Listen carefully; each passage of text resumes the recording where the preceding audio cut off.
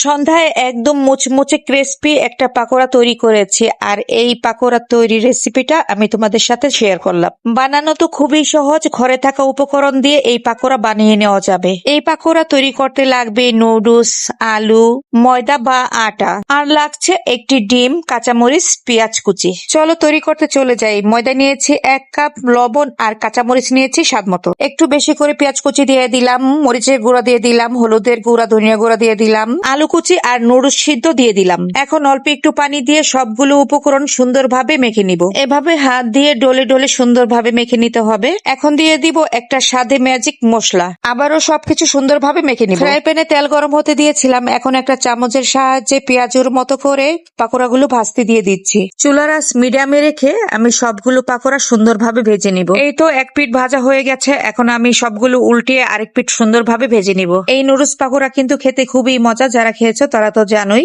যারা একটু ক্রিস্পি টাইপের খাবার পছন্দ করো তারা অবশ্যই বাসায় ট্রাই করবে। আর আমার ভিডিওটি যদি তোমাদের ভালো লেগে থাকে অবশ্যই আমাকে ফলো দিয়ে লাইক কমেন্টস করে আমার পাশে থাকবে। এখনকার মতো বিদায় নিচ্ছি, আবার দেখা হবে নতুন ভিডিও নিয়ে। আসসালামু আলাইকুম, শুভরাত্রি সবাইকে।